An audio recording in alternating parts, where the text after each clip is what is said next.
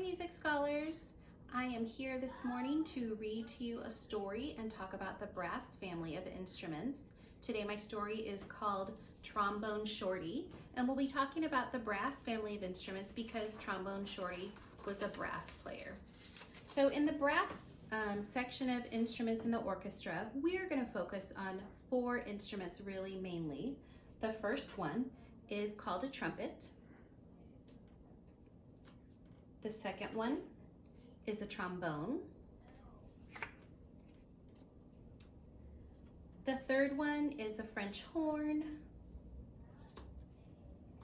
And the fourth one that we're focusing on today is a tuba.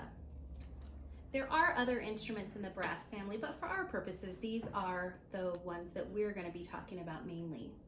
So brass instruments are played by buzzing in the mouthpiece. They get their name largely from the metal instrument that they're made of. And typically they have 3 valves on the instrument, with the exception of the trombone. The trombone is played by moving the slide back and forth. Now with other instruments, the smaller the instrument is, the higher the pitch. So the trumpet would play the highest of pitches and the tuba would play the lowest of pitches. We're going to go ahead and move to reading Trombone Shorty by Trombone Shorty Andrews. And it's an Caldecott Award-winning book, as well as the winner of the Coretta Scott King Award.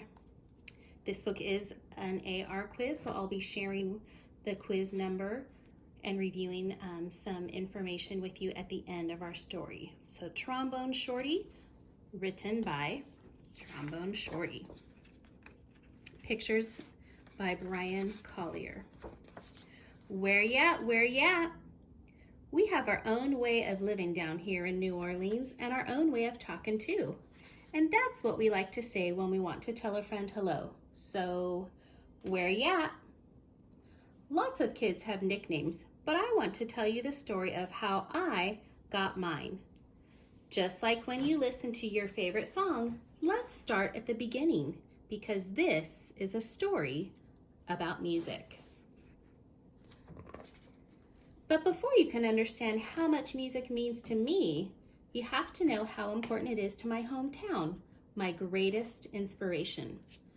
I grew up in a neighborhood in New Orleans called Treme. Any time of day or night, you could hear music floating in the air. And there was music in my house too. My big brother James played the trumpet so loud you could hear him halfway across town. He was the leader of his own band, and my friends and I would pretend to be in the band too. "Follow me," James would say. There's one time of year that's more exciting than any other: Mardi Gras. Parades filled the streets and beaded necklaces are thrown through the air to the crowd.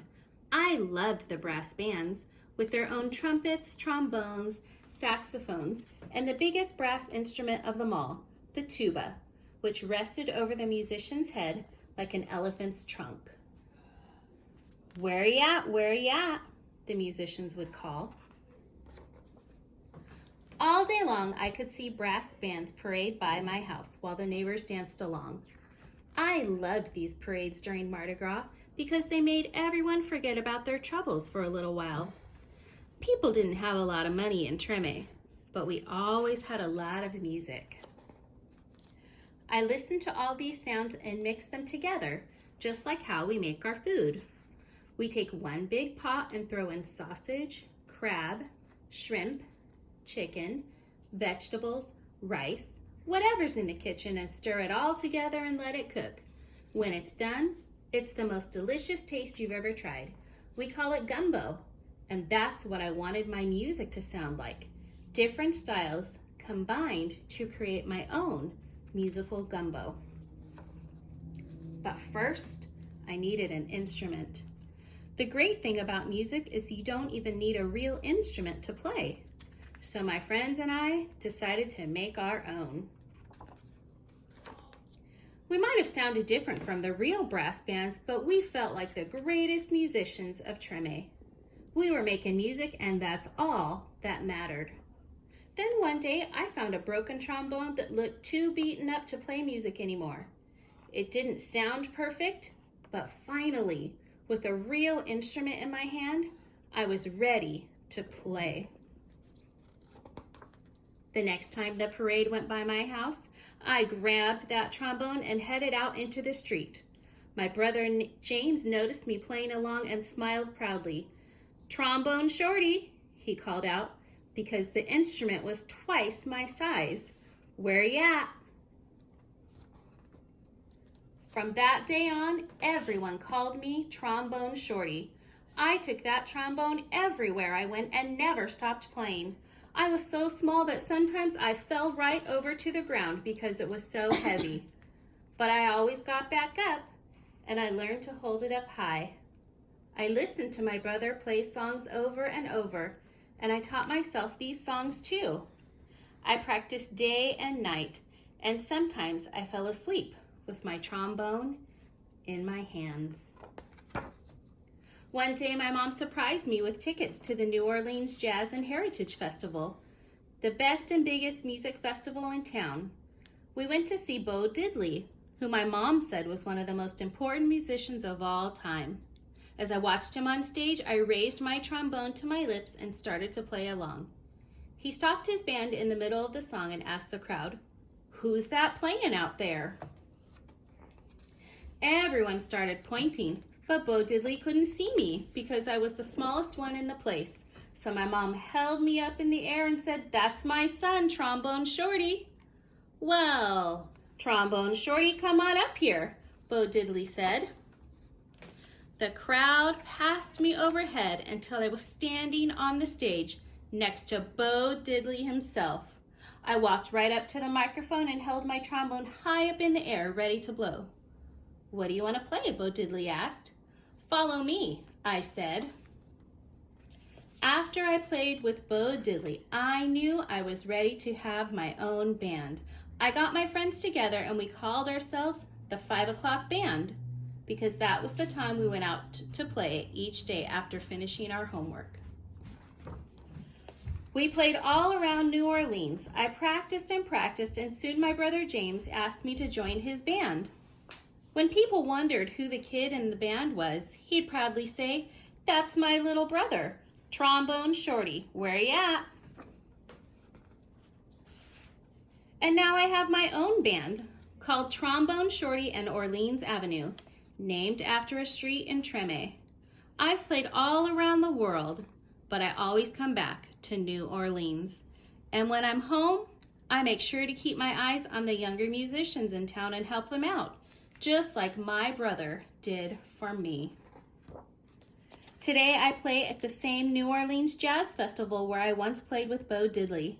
And when the performance ends, I lead a parade of musicians around, just like I used to do in the streets of Treme with my friends. "Where ya at? Where ya at?" I still keep my trombone in my hands, and I will never let it go. And that is the story of Trombone Shorty by Troy Andrews.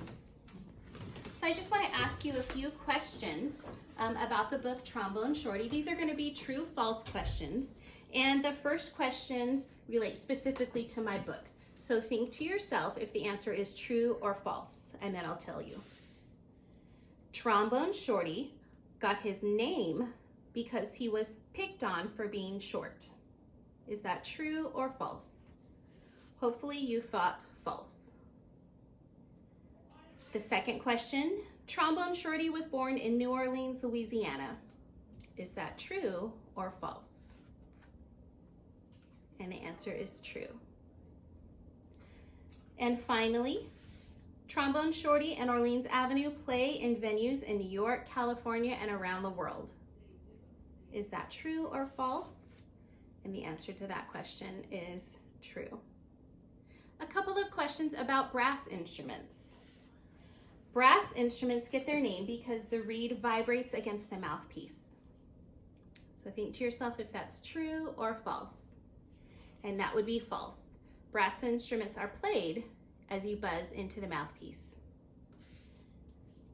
Number 2, brass instruments include trumpet, flute, trombone, and tuba. Is that true or false? That would be false. Remember, the brass instruments we talked about are trumpet, trombone, French horn, and tuba. And then finally, trombone is the only brass instrument that doesn't have valves. True or false? And that would be true. I'd like to show you now the number for the AR quiz on Trombone Shorty. Go ahead and pause the video here and you can write down the number. It is a level 4.2 book and the quiz number is 172596. 172596. Now, if you enjoyed this story of Trombone Shorty, and I hope that you did, I encourage you, with your parents' help and permission, to look up a few videos on Trombone Shorty on YouTube.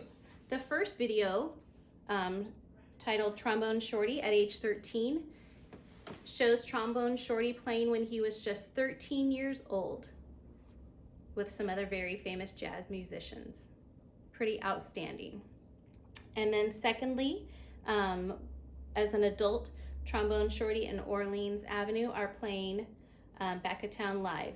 So these are links to 2 YouTube videos that will show Trombone Shorty at age 13 and then as an adult. And you'll get to see in the second one him singing as well as playing trombone. So I hope you enjoyed the story, Trombone Shorty. I hope that you learned something about this amazing jazz musician and that you learned or were reminded of things that you knew about brass instruments. I will see you another time, music scholars. Bye.